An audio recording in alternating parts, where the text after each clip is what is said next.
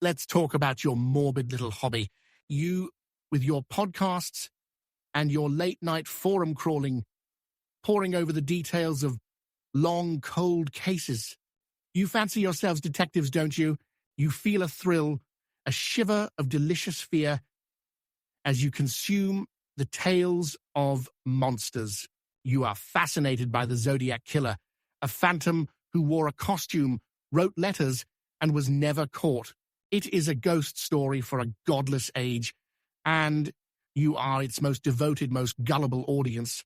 How utterly pathetic. You think you are decoding a cipher, you are repeating the experiment. The ciphers were never meant to be solved. They were bait. The real message was fear itself. You believe you are studying a mystery, you are admiring the brushstrokes of a masterpiece of psychological warfare. The Zodiac was not a lone, demented killer. That idea is the comforting lie, the bedtime story they told you so you would never recognize the true nature of the predator. Zodiac was a brand, a weapon, a government research project to test the viral spread of terror in a modern media ecosystem. To see the truth requires an intellect untainted by sentimentality. It requires a mind like mine. You see a terrifying enigma. I see a meticulously executed field study. The ghastly puppet show. First, the official narrative, the script for the play in which you have all been willing extras. In the late 1960s, amidst the supposed peace and love of Northern California, a shadowy figure begins a series of brutal, seemingly random attacks. He targets young couples in secluded lovers' lanes. He sends taunting letters and cryptic ciphers to the press, demanding they be published on the front page. He christens himself Zodiac, creates a costume, and develops a persona. He claims a body count of 37, though only 5 are definitively linked to him.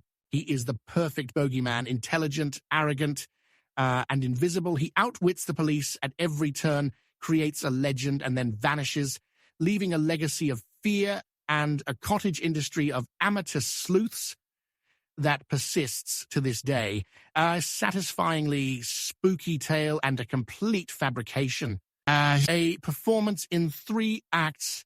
To understand the project, you must look at the killings not as crimes, but as carefully staged performances. Each was a phase of the experiment, a ghastly piece of theater designed to test a different variable. Act 1, the Lake Herman Road Test, December 1968. This was Phase 1, baseline terror. The experiment required a clean slate, a control group. The setting was chosen for its predictable teenage cliché, Lake Herman Road, a desolate stretch of asphalt cutting through the dark California hills, known for little else than being a place for fumbled, hormonal rituals in the front seats of cars. It is a place of false privacy and profound vulnerability, the perfect sterile laboratory. The subjects were 2 high school students, David Faraday and Betty Lou Jensen. Their role in this drama was simple: to be the first dominoes. The operator's approach was a model of cold function. A second car pulled up, its headlights pinning their vehicle for a moment before clicking off, plunging the scene into an even deeper silence. The operator exited, a figure in the darkness. The teenagers were ordered out. The voice, I'm told, was flat, impersonal. The voice of a man giving an instruction, not a threat. It is this lack of passion that is always the most terrifying. Faraday was first. He was made to stand by his car, and a .22 caliber pistol was placed just behind his right ear. The choice of weapon is telling. A coward's caliber, really, but perfect for a low-budget field test where plausible deniability is key. The shot itself would have been a small, almost insignificant pop in the vast, empty night, immediately followed by the shocking, final collapse of a human body onto the gravel. One subject down, the girl, Jensen, in a final, futile explosion of pure panicked instinct, tried to run. She did not get far. The operator, with no more emotion Then a man swatting a fly raised the pistol again. He did not chase. He simply fired. A messy, wasteful burst of 5 rounds stitched a line of death up her spine. It was not a chase. It was a culling. The herd was being tested for panic, not endurance. The operator left behind shell casings and footprints. The investigators arrived, puffed out their chests, and began their work. They thought themselves detectives. They were stagehands, dutifully sweeping up the confetti after the show. It never occurred to them that they were merely collecting the props left on the stage after the play was over. The goal here was to create a plausible, if clumsy, local crime story that could be neatly packaged and sold to the public. And the public, as always, bought it wholesale. You must understand this fundamental truth. The bullets were not the weapon. They were merely the delivery system. The newspaper headlines, the hushed whispers in diners, the fearful glances between parents and children, that was the weapon. The real kill shot was delivered when the story of 2 teenagers murdered in the dark left that gravel turnout and metastasized across living rooms, radios, and breakfast tables. The operator killed 2. The headlines killed thousands of nights of sleep, which was the true success. Only a mind like mine asks the right question. Act 2, The Blue Rock. Spring's Escalation, July 1969. This was Phase 2 brand identity. The setting itself was a masterstroke of banal symbolism. A local lover's lane on the 4th of July weekend. A time of year when the herd gathers to celebrate its manufactured freedoms with cheap beer and loud explosions, secure in their delusion of safety. It is precisely this sort of smug suburban tranquility that provides the most exquisite canvas for terror. The subjects were Darlene Ferrin and Michael Mageau, 2 more lambs participating in the timeless witless ritual of courtship in a parked automobile. The operator did not simply descend upon them. That would have been artless.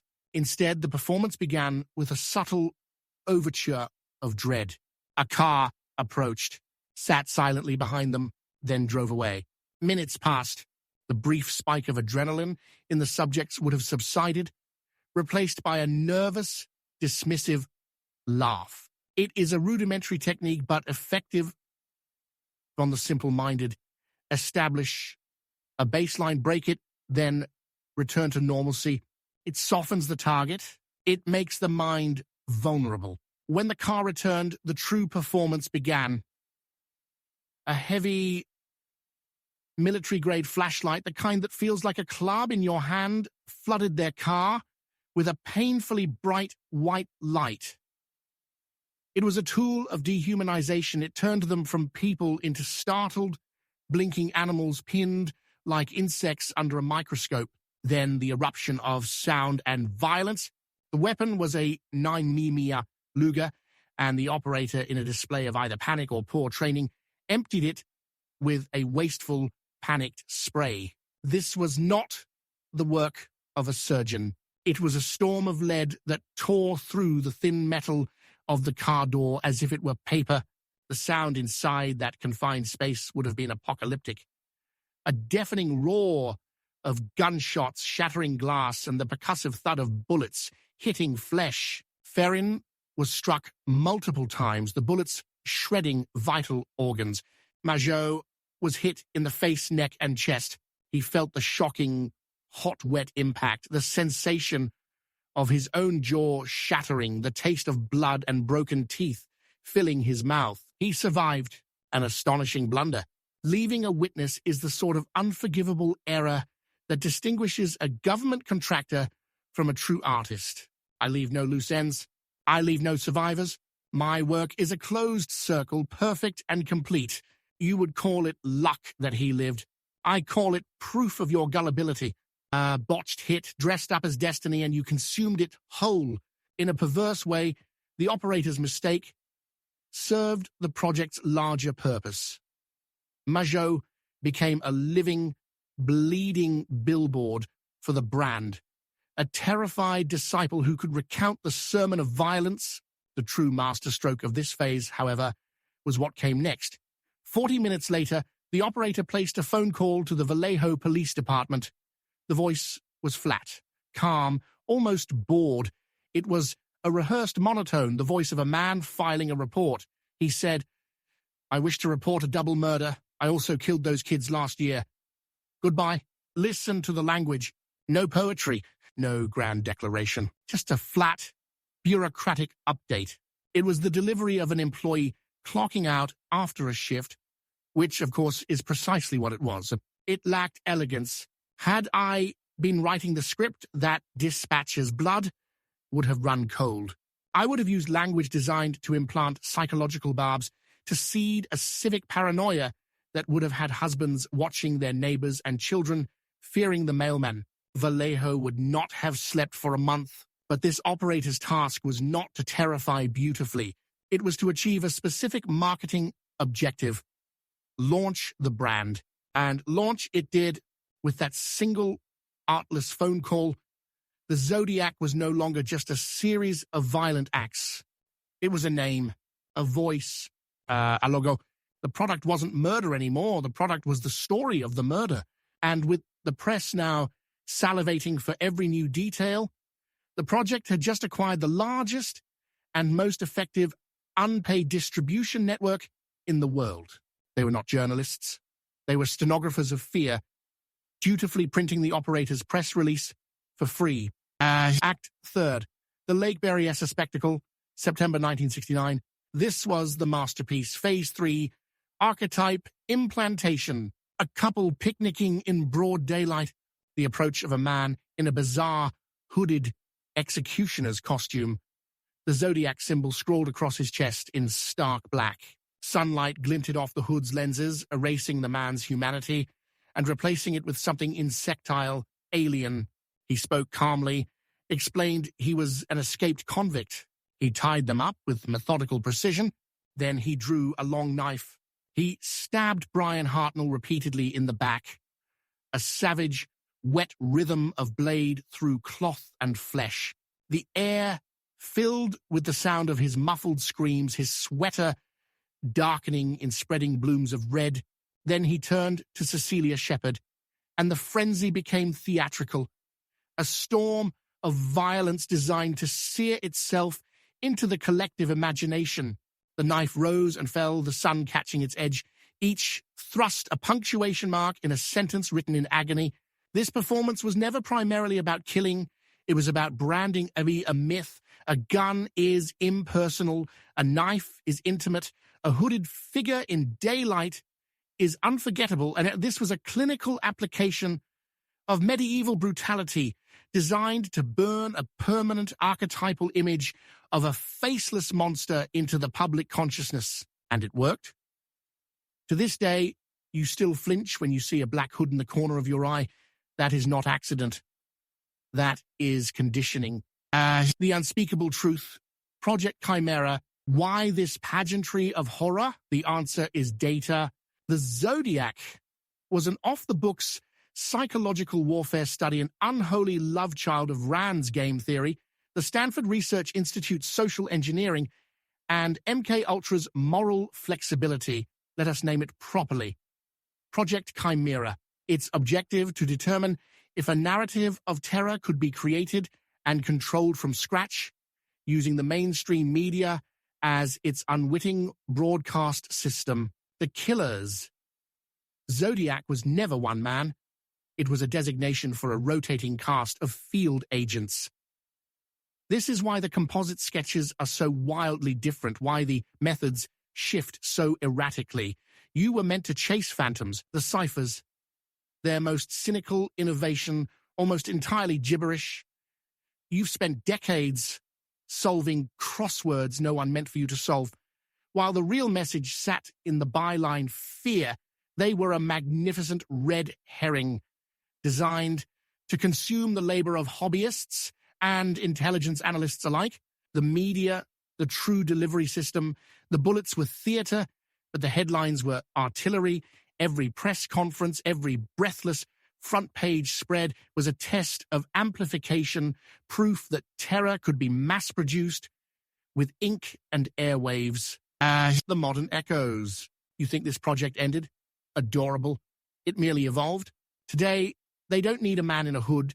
They have algorithms, predictive analytics, and troll farms. They can conjure a dangerous new TikTok trend or a polarizing political movement with 1,000 bots and a headline. Every time you share a story out of rage or fear, you become an unpaid field agent of the new Zodiac. Project Chimera never ended. It just logged on as the flawless exit. The Zodiac was never caught because you cannot catch a ghost. When the parameters were met and the data collected, the operation was decommissioned. The killer vanished because the program was terminated. And yet here you are, still hunched over your message boards, staring at your podcasts, looking for one man, searching for an actor, while ignoring the studio that produced the play. Had I been running Project Chimera, the execution would have been cleaner, the psychological impact 100-fold more potent, and the resulting social architecture a true work of art. This was merely a crude but effective sledgehammer. You asked for more brutality, and I have provided it. You consumed it eagerly. The experiment, it seems, is still a resounding success. So go on, check the locks on your doors. It will make you feel safe. Director Silas Thorne has spoken. You will still clutch your flashlights at shadows. I do not fear the dark. I measure it, calibrate it, and release it on schedule.